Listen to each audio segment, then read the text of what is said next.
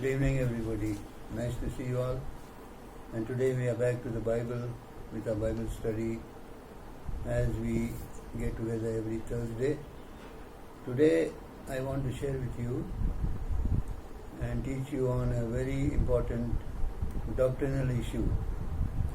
And that is the basic and the first doctrine that Scripture speaks about, and the doctrine of being born again, the second birth, the new creation in Jesus Christ. Right? So, Jesus himself spoke about this when he told Nicodemus that unless you are born again, you cannot enter the kingdom of God. Unless you are born again, you cannot see or perceive the kingdom of God. So this is a very, very important issue. And I want to share this from my own experience, of being born again.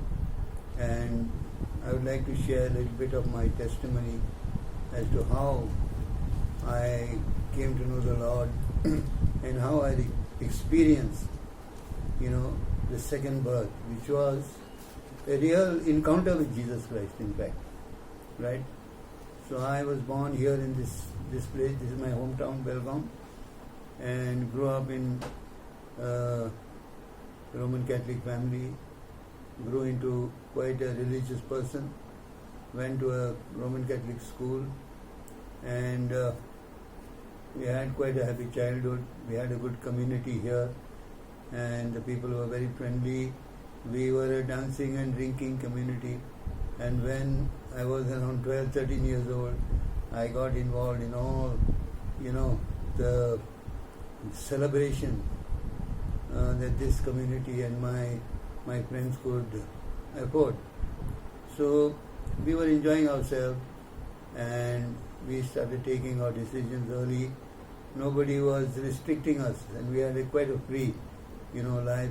Even as children, 15, 14, 16 years old, we used to drink and we used to go for dances. Smoking we started at a very early age, and things like that. Started living a fast life at a very early age. And though we had very good friends and good community, good people around us, but we started developing bad habits very early. At the age of 18, I left Belgaum to join the Indian Air Force, and I was happy to be selected for training into the flying branch of the Indian Air Force, and I was commissioned into the flying branch in 1967, June of 67. I was posted to my first flying squadron in Jorat, Assam, and from that place, that squadron, we were operating into Nepal, Nagaland and Mizoram. We covered these three terrains, the hilly terrains, and our operational role was, supply dropping and maintenance from the air for the army, the civilians, and the general population there. Now, our squadron had a detachment in a place called Kumbigram. So I was sent on this detachment and to operate into the Mizo Hills, to take the load and carry the load, drop it from the air, and that was our route, and that was the operational role, the transport role given to us. From that time, one day we entered into a situation which turned out into a traumatic air situation which lasted for about 45 minutes. The flying was difficult, the terrain was difficult, the loads that we were carrying were uneasy, the terrain was not a friendly terrain, and there were a lot of accidents before I went there, and the evidence of those accidents also I could see. So in the year 1968, our squadron had a detachment at a place called Kumbigram, which is the airport of Silchar, and from there we were flying into the Mizo Hills to air maintain and support the army, the civilians, the border roads, and various other agencies. So one morning we took off with a crew full crew of 4 people and about 6 ejection crews. We used to fly those Dakotas with open doors because we had to eject the load from the doors, and we took off and we were on course to our destination, which was on the borders of Burma. In that area the hills are pretty high. So we encountered bad weather as soon as we took off, and we thought that the weather would improve as we enter the hills. But it didn't happen. We started climbing. I personally could see, and it's a picture in my mind even now, that some of the aircraft that took off before us were returning without carrying out their duties. So it's called duty not carried out. We are returning back to base due to weather conditions. We heard all these transmissions, but we pressed on. We thought that we could go and finish our job, And we were climbing above the clouds. Finally, we reached a height of about 25,000 feet, exceeding the service limits of the aircraft that we were flying. And the aircraft was now at full throttles because of the height, and the fuel consumption was very, very high. We asked our navigator, "Where are we?" He said, "I don't know." We tried to communicate the ground stations and Air Force radars. Nobody was in contact with us. That's a surprising thing, because normally the higher you go, the longer the range of your VHF. But we didn't have any radar communication, no VHF communication. So there was only one thing for us to do, is start descending. We decided as a crew, me and the captain, that we have to descend. So we decided that we will descend in a spiral, left-hand spiral at 500 feet per minute till we break cloud, or otherwise. The otherwise was, whatever happens to us happens. We took that critical and ultimate decision. There was no other way out. So that's what we started doing, flying very precisely, looking into the instruments because we were in cloud. And we spiraled down from 25,000 feet to 1,000 feet in the middle of the hills in the valley, and eventually broke cloud just below 1,000 feet. And we could see a river below us, and the river was the stream and the flow of the river was in a southerly direction. So we knew that if we follow this river, we will hit our base, because this river will lead us to Silchar and back to our base. So we started following the river at that height, and we came even lower to avoid all clouds and weather. And we tried to contact our base, and the base immediately responded, "Where are you?" So we took permission. We said we want to land.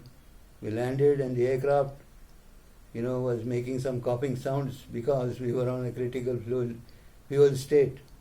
Anyway, that was a very, traumatic, harrowing experience for me as a young pilot, But some things happened to me after this. One was that I started hitting the bar regularly and drinking more. Just imagining how we came out of it, this traumatic situation. Second thing is I started looking for God. I said, we have come out of this, it is a unique experience, but we cannot keep it on record because the experience was due to pilot error. We should not have done what we did. We should have come back to our base, right? So anyway, I started looking for God, and I was looking for Him in all my parameters of my religion, writing to my priests back home, making contact with infant Jesus shrines. If I went on a trip to Bangalore, I would land at HL Airport. First thing I would do is go to Vivek Nagar Infant Jesus Church, light candles there, and do all those rituals. I had my favorite saint whom I was praying to. I had favorite priests who I was connecting with. And even in the air, I used to write letters to the Lord asking Him, where is He? And I want to connect with Him. This continued throughout my service career. and my heart was still vacant. I didn't meet the Lord, and slowly I was forgetting about all this. In 1975, I was doing a junior commander's course in Coimbatore. At that time, these Gideon people, they came and gave me a New Testament. So that was the first Bible that I possessed. I started reading it voraciously, cover to cover, but the Lord didn't speak to me. It didn't mean anything to me.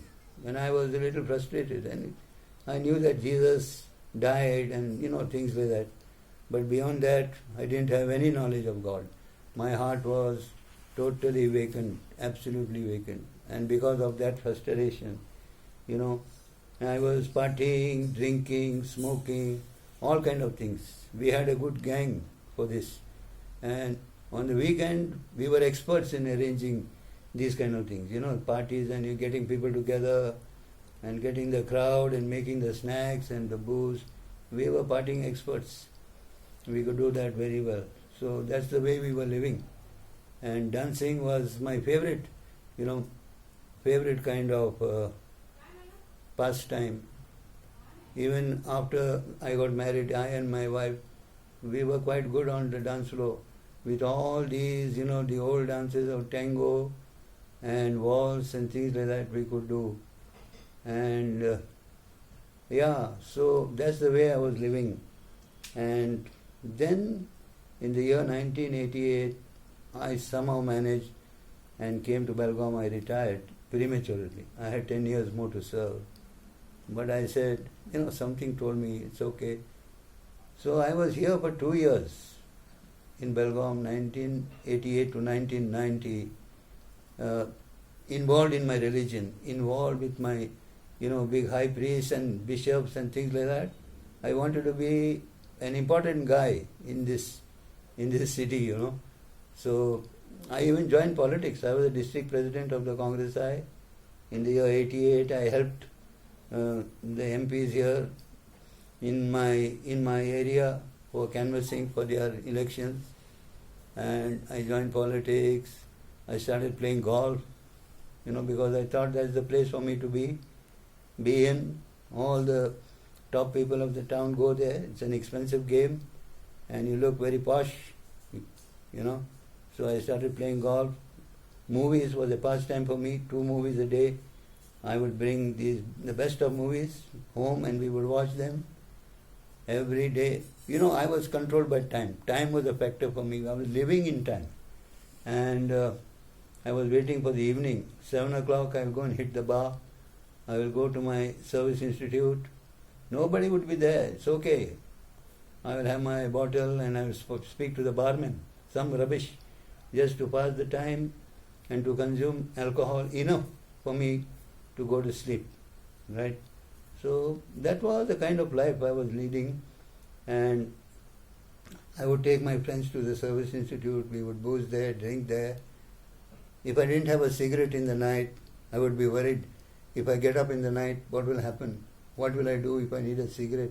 So I'll take the car, I'll run around all over and buy some cigarettes and come back so that the cigarette, is at my bedside in case I wake up.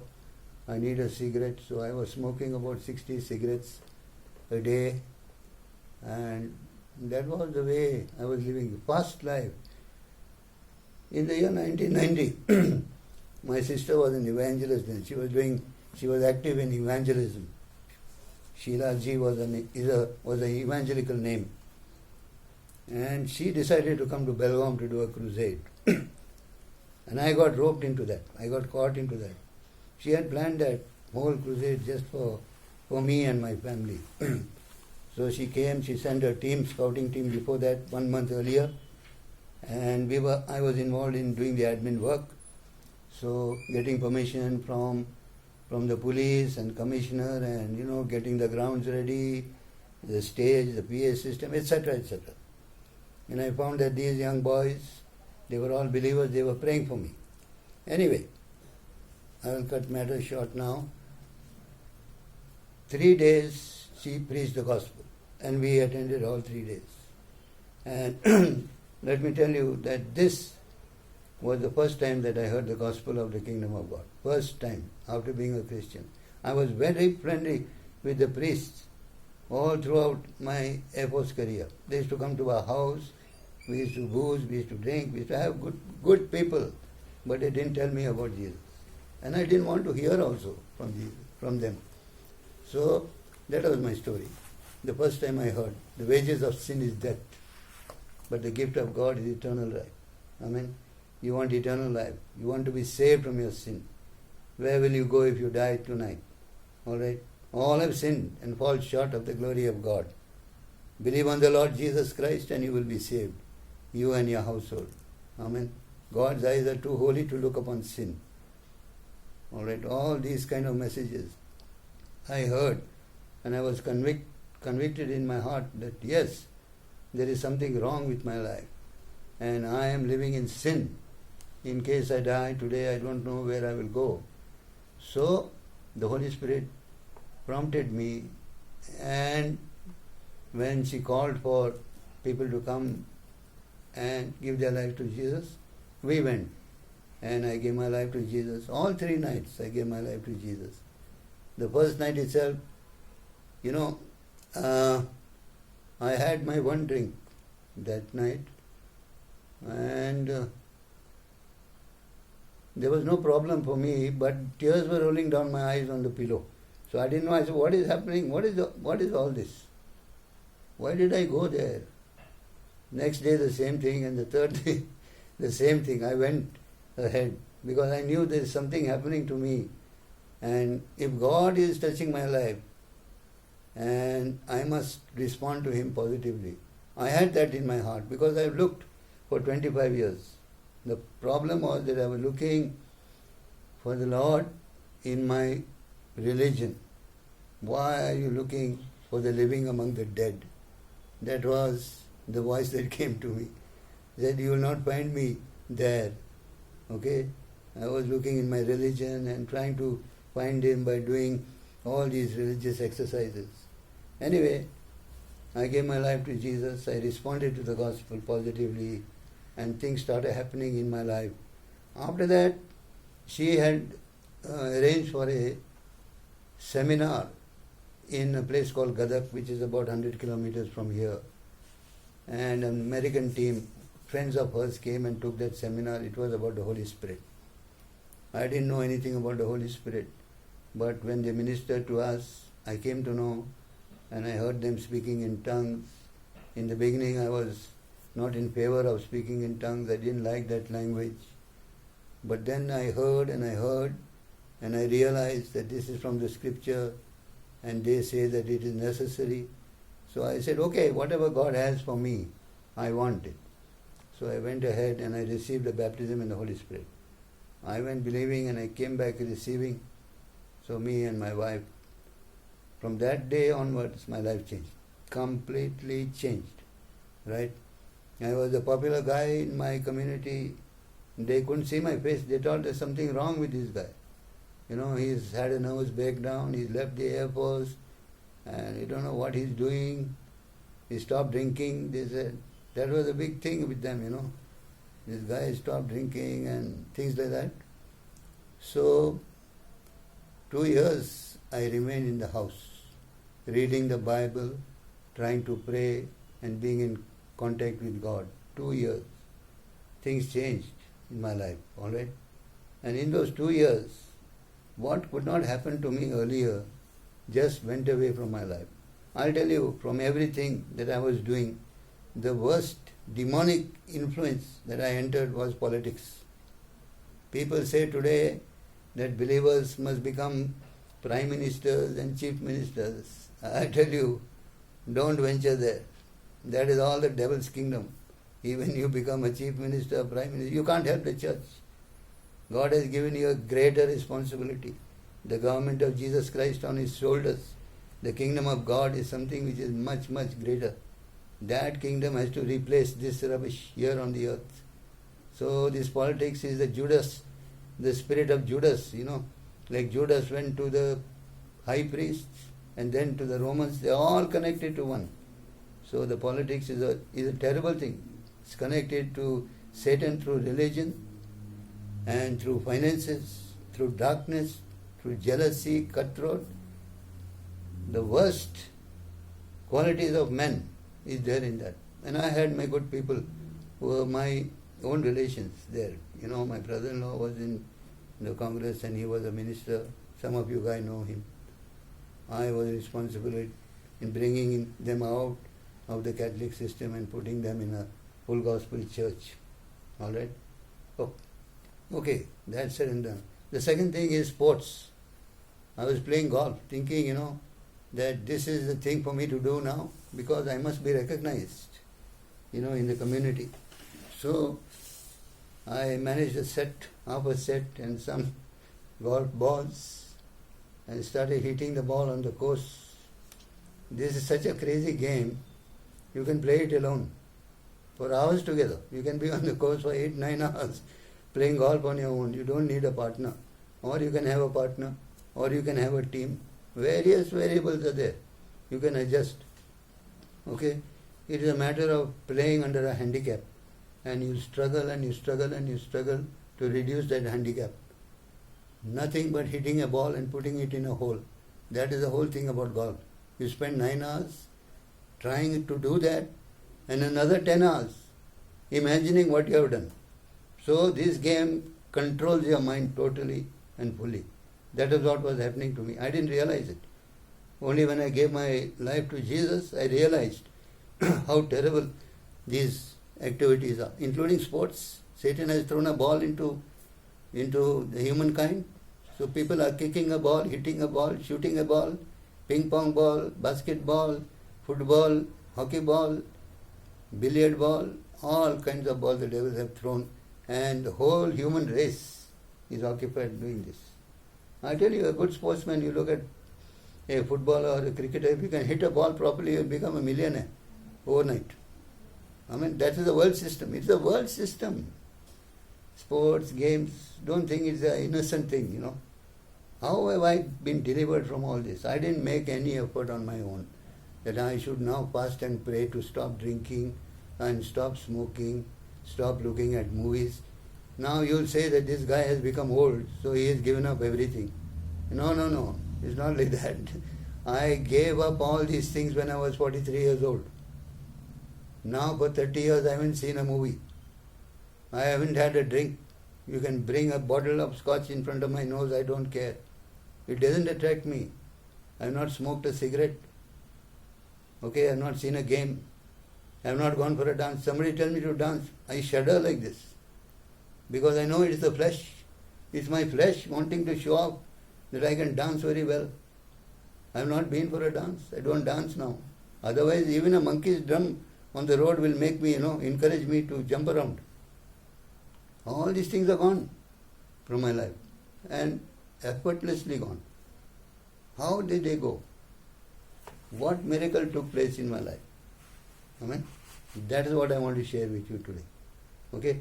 How these things were taken away from me. What was my response to the gospel? What is the gospel of the kingdom of God?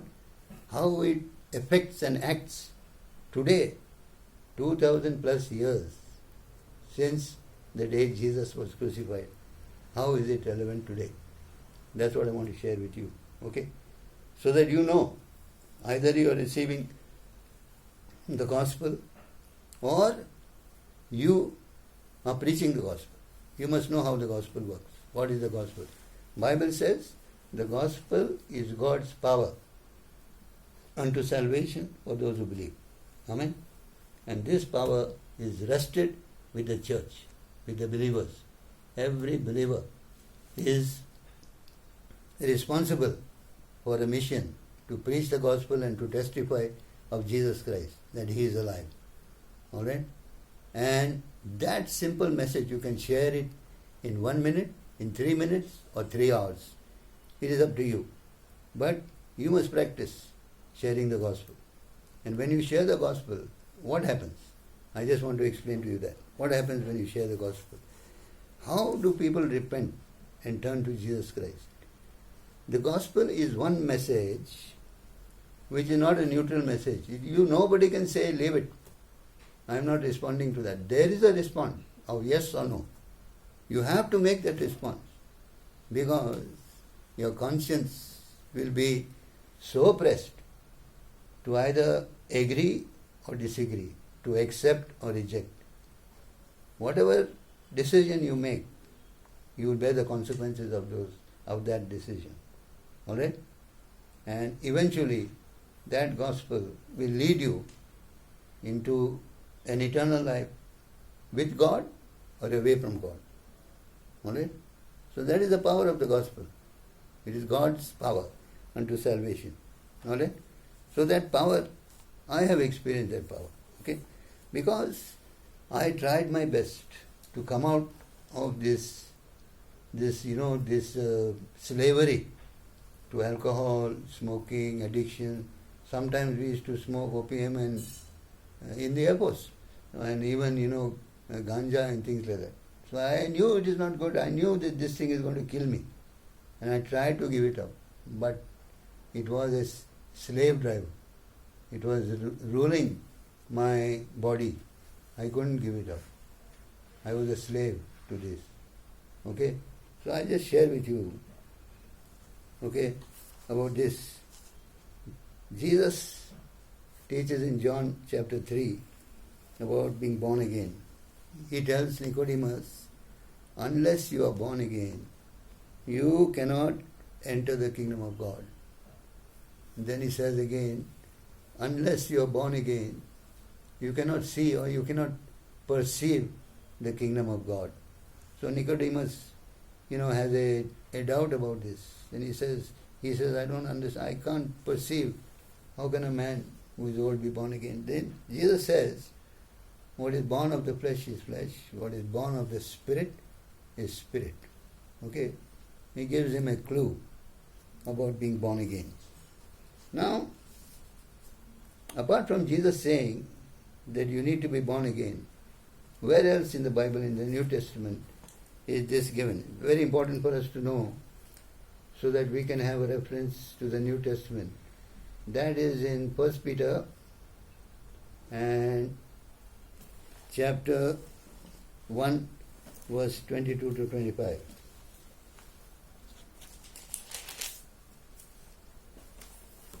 Okay.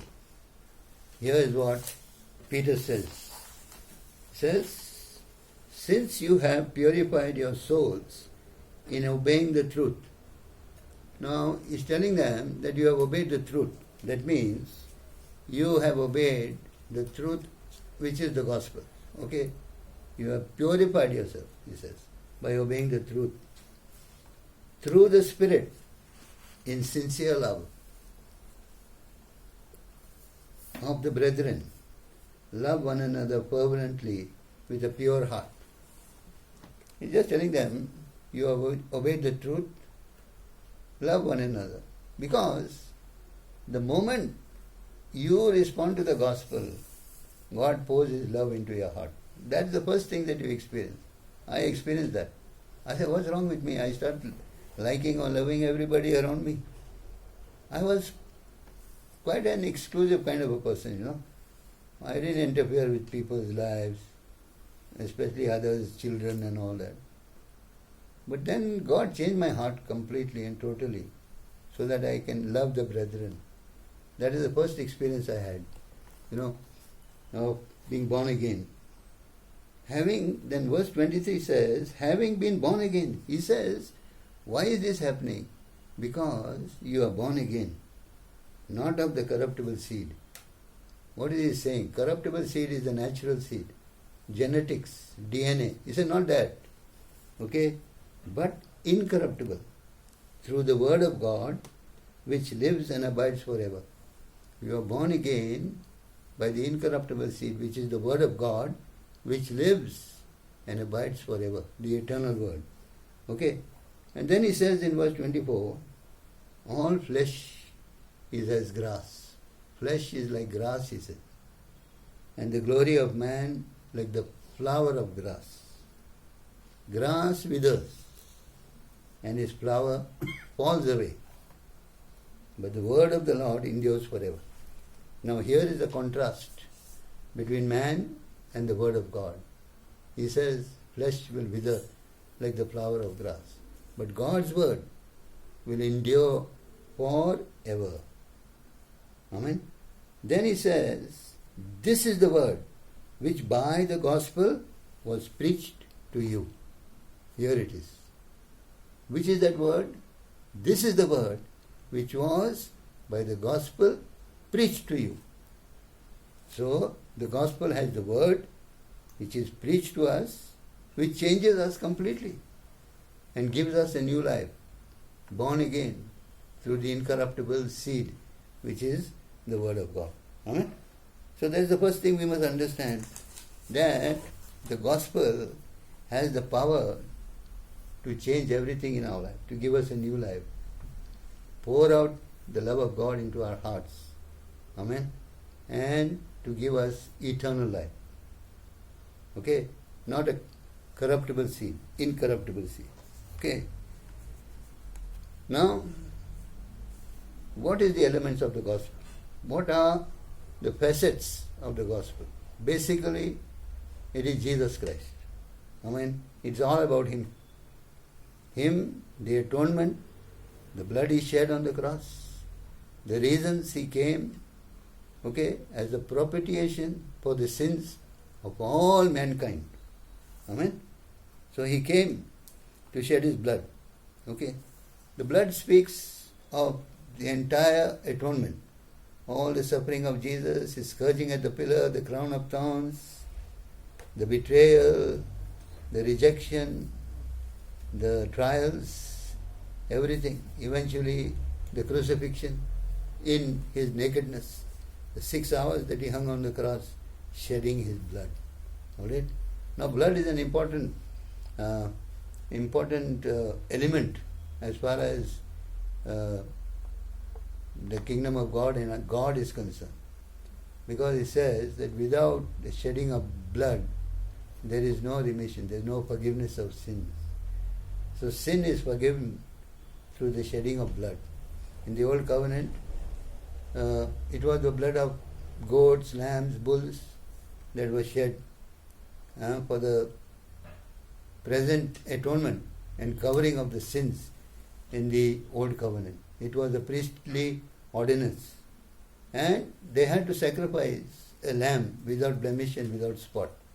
So the person who has sinned will bring that lamb. The priest will not look at the person. He look at the lamb, because the lamb had to be sacrificed. So the lamb had to be without defect, without spot, without blemish. The person, he won't look at him because he knows this guy will come again. Because this sin is going to be covered and he'll come again with another lamb. But my responsibility is that the lamb I am offering to God on His behalf, that has to be a perfect lamb. Otherwise I become responsible for offering something which is imperfect. So a lamb without blemish and without spot. That is what God wanted. These are all, pictures leading to the actual atonement, and the Lamb of God who was sacrificed on the cross of Calvary, Christ, our Passover, was sacrificed. Okay, we'll look at the blood now for a little while. Leviticus 17. Let's go to Leviticus in chapter 17, the Old Testament book of the law. We'll see here. Because the matter related to the atonement and blood starts in the Old Testament and goes down right into the New Covenant. Leviticus chapter 17. Okay, so here we are.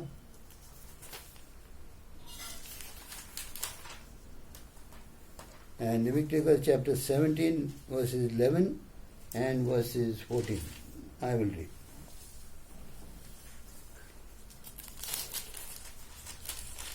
It says, the life of the flesh is in the blood.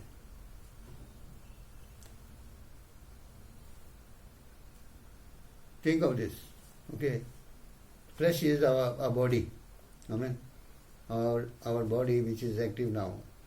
But this body is alive, naturally alive. Okay. And this life which I am exhibiting now in my flesh is in the blood. Okay. And he says, Here God is saying, I have given it to you on the altar to make atonement for your souls.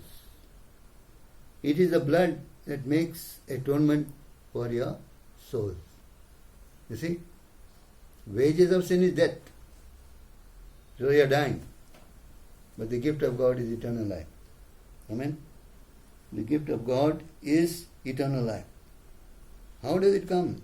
Where is the life? Life of the flesh is in the blood. God has given it to us on the altar. It's on the altar to make atonement.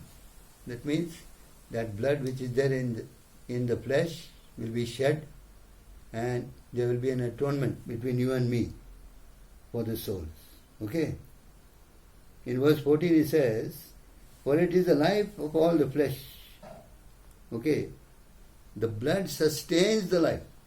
He says, the blood sustains the life. The blood gives life. The blood allows the body to remain alive. Okay? For the life of the flesh is in the blood. Again he says, the life of the flesh is in the blood, and the blood sustains the life. This is for every living creature, right? So, that is what the blood is, and that is what the blood does. Now, in order to understand the new covenant of what happens on the cross, we are not going to any real detail of how Jesus died and all that we know. Okay? But we will see from the book of Hebrews. We will go through the book of Hebrews, chapter 7. Okay? And we will see a few truths in this book of Hebrews.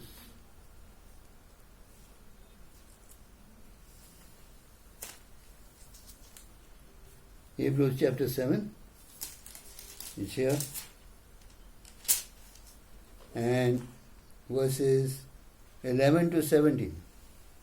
Now, this is talking about the change of priesthood. You know, in the Old Testament, we had the Levitical priesthood, where the priests were from the tribe of Levi, Aaronical priesthood, Aaron and his sons. Alright? So, this priesthood, had to be changed.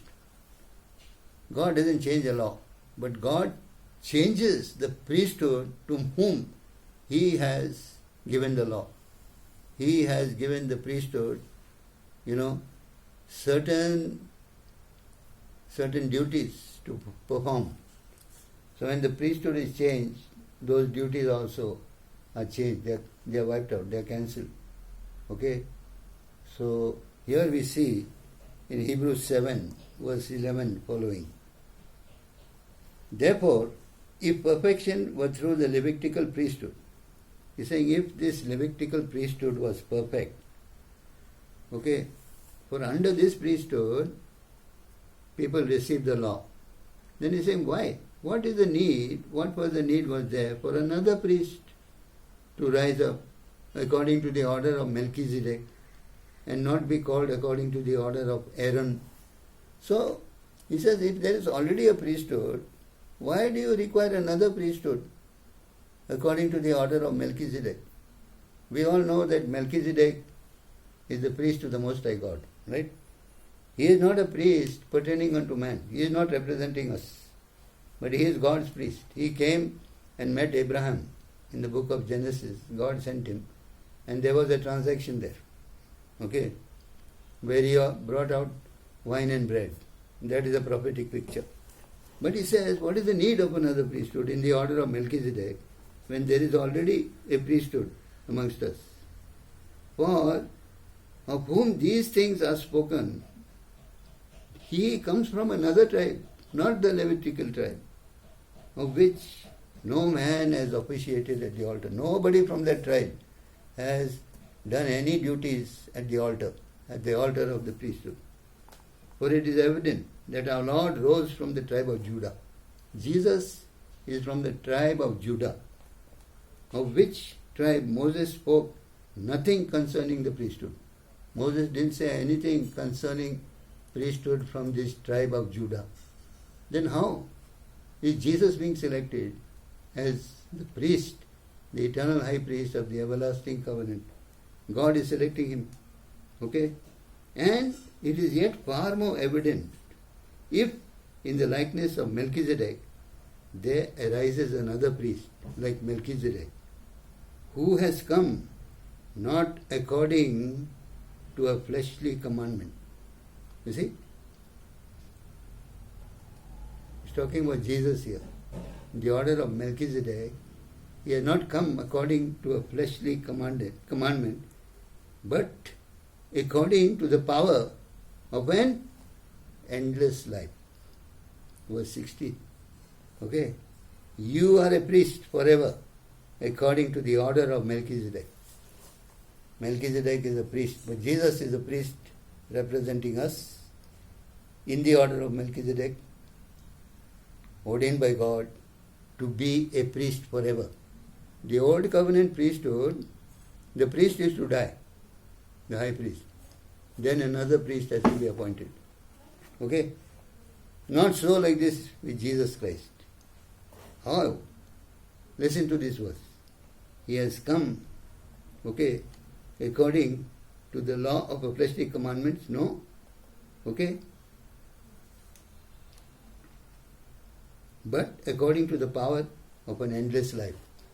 Jesus came according to the power of an endless life. He was not meant to die. Endless life. He came with that power. You see? So where is the power of the life? Where is the life of this flesh?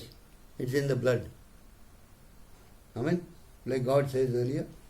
So the power of the endless life is in the blood. So that is the power with which he came.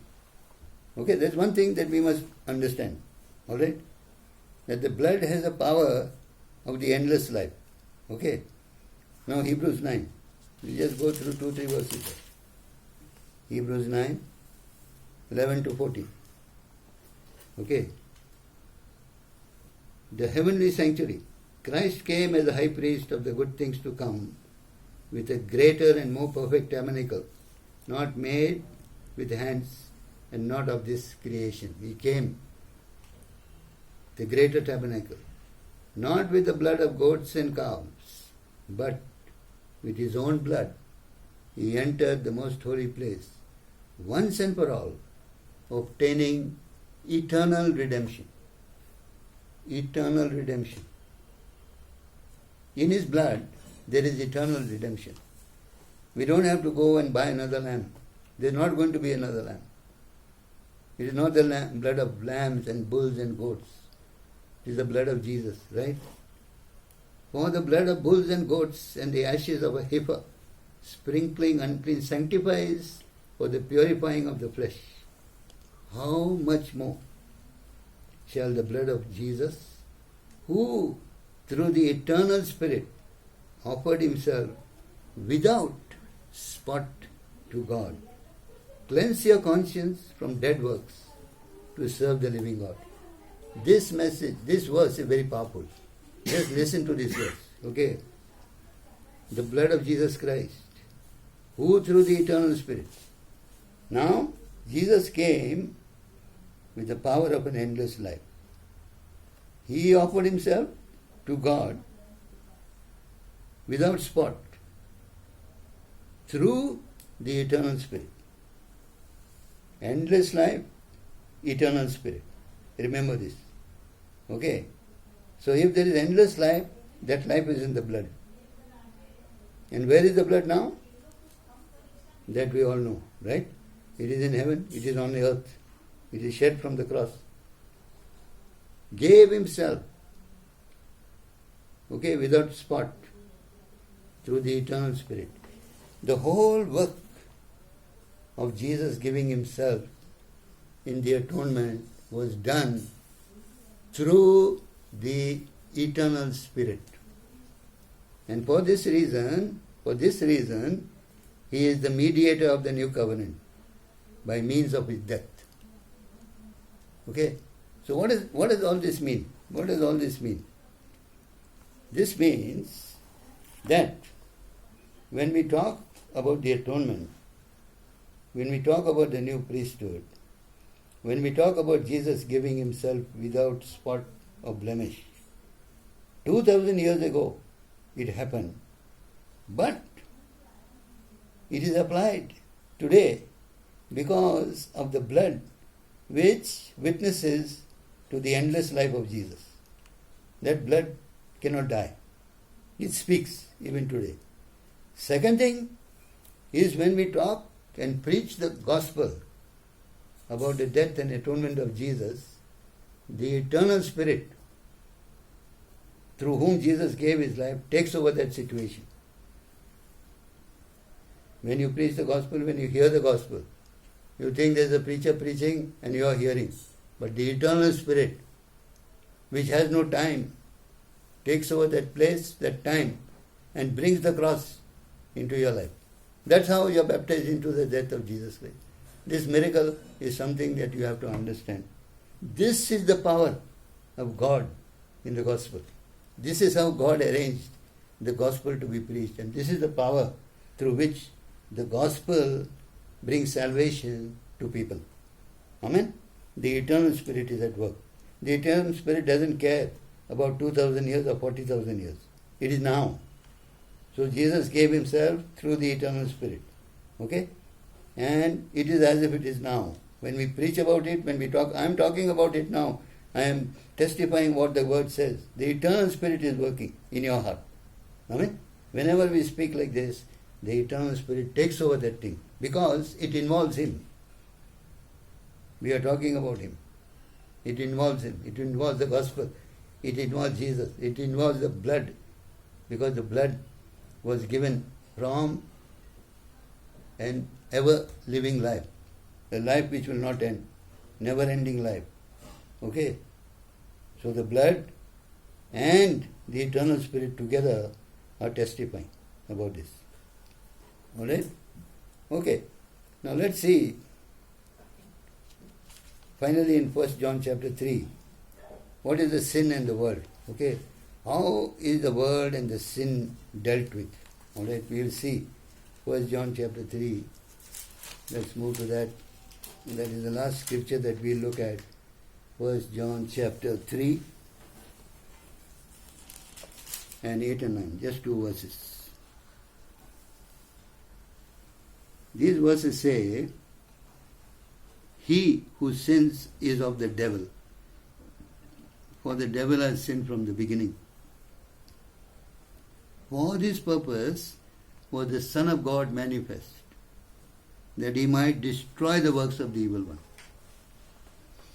The Son of God was manifest to destroy the work of the evil one. Now, in my case, I had a taskmaster to keep me under the systems of the world. Satan had made a good program for my life so that I can spend my time, in his kingdom. And he had movies and all those things planned for me, sports, golf course, bars, liquor, cigarettes, all those things. Those were his works which kept me in bondage. But Jesus was manifest, the Son of God, to destroy the works of the devil, to destroy these works of the devil. That's another thing you have to understand.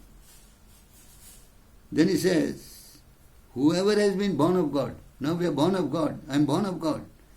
Whoever has been born of God does not sin. The Bible says here in this verse 9. Because his seed remains in him. DNA, genetics. Whose? God's seed is in me. Okay? The life of God is in me. And I cannot sin, he says. He cannot sin because he is born of God. See, this born again life, it has got some different characteristics. You can't sin. And if you are sinning and things like that, going into the world, dancing and jumping, don't say that you are born again. I'll tell you that you are not.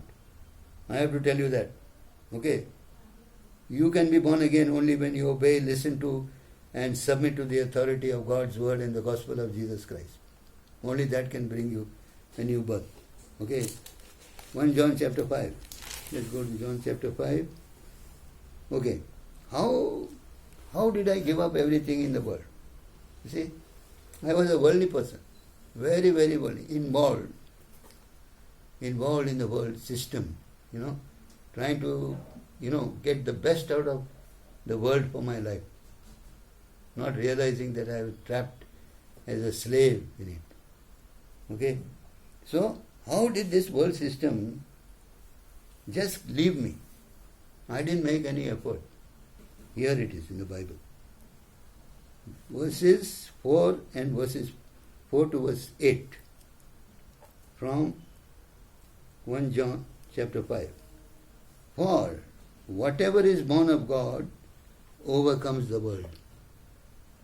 Now, if you are born of God, you overcome the world. Automatically. You can kick the world. The world has got no influence in you. You are in the world, not of the world. You see, I've been in the world. I've done 3 different jobs. I worked 15 years in the world with worldly people. But I didn't make any compromise because I'm born of God. Okay? I didn't make any compromise. I have been delivered. Okay? I have overcome the world. And this is the victory that has overcome the world, our faith. Our faith. What is our faith? Believed on the Lord Jesus Christ. We have believed on the Lord Jesus Christ. And we believe on the ongoing salvation and grace that He gives us. Who is he who overcomes the world? He who believes that Jesus is the Son of God. Now, we look at 3 verses. These 3 verses are very, very controversial verses. Some Bibles just don't have them at all, like NIV and all. Okay? But they are very important verses. It's here. I'm reading the King James Version. I always read the NKV James, King James, New King James. Verse 6, 7 and 8. This is He who came by water and by blood. Who is that? Jesus Christ. He came by water and by blood. Not only by water, but by water and blood. And it is the Spirit who bears witness, because the Spirit is truth. Jesus came by water and by blood. Blood means He was a man. God doesn't have blood. Spirits don't have blood. So blood means He had blood and His blood was sustaining His flesh. Water means the logo, word. Word became flesh. So He came by water and by blood. Okay? And the word confirms. The word is truth. The word is bearing witness to that. You see, the word is bearing witness to a lot of things. The once you pick up that witness and start speaking that word, the Spirit of God moves. Things change, things happen. Okay? The Spirit who bears witness, because the Spirit is truth. There are 3 that bear witness in heaven. Now there is a witness in heaven. 3. Okay? The Father, the Word, and the Holy Spirit. And these 3 are one. The Word there is the Rhema word, the living word. Jesus Himself. Father, the Word, and the Holy Spirit. They are in heaven.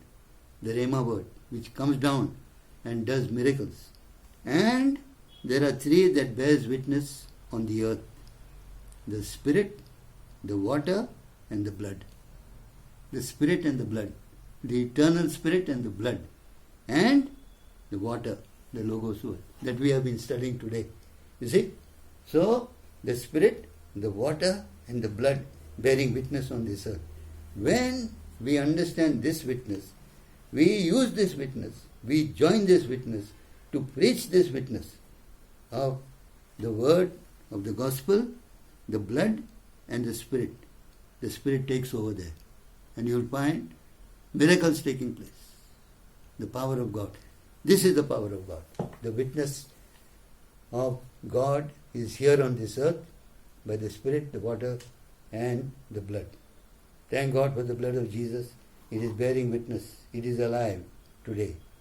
And, it is bearing witness, and this witness is so powerful.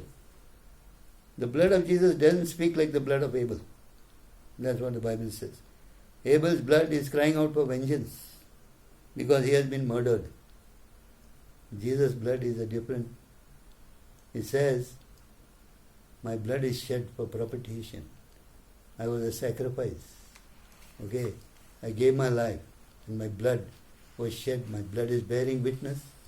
All those who believe on me, through my blood, I am the mediator. I am their advocate in heaven. That's what the blood of Jesus is saying. Amen? So there is power in the blood of Jesus Christ. Try to understand how powerful the blood of Jesus is. The life of the flesh, His life is in His blood. Okay? Blood, water and spirit bears witness. Okay, my friends, with that, I wish to end this Bible study. We are taking about an hour for each Bible study. What I want you to do is, you can collect these scriptures or whatever, you see, and you can make a study on this and teach people. And after this, maybe next week onwards, we are going to start doing some small studies on the gospel, what is the gospel, and how we need to be committed to the gospel, and how we need to share and preach the gospel. Okay, this is what I believe that our church needs. Now, from this week onwards, from tomorrow, Friday onwards, I want to go into some fasting and praying. So I'll be in the office for some hours. You can contact me if you have. You can join me if you want to say, Uncle, I want to join you for one day in fasting and praying. Okay, we'll share some thoughts together and we'll pray together. Or if you have some needs, you can share it with me. So let us have a time of prayer. Let the spirit of supplication rest upon our ministry, upon our families. Okay, I feel the need to fast and pray. It's a long time since I fasted and prayed, but the Holy Spirit told me, don't worry, you're not old enough. You have to start fasting and praying. The last time I fasted and prayed was when I was in Chikmagalur. And those were long days of fasting and praying. And they were a real blessing for me. Okay? Okay, so let me close in prayer and pray for all of you. And let God bless you. Let the word remain in you, richly in all wisdom.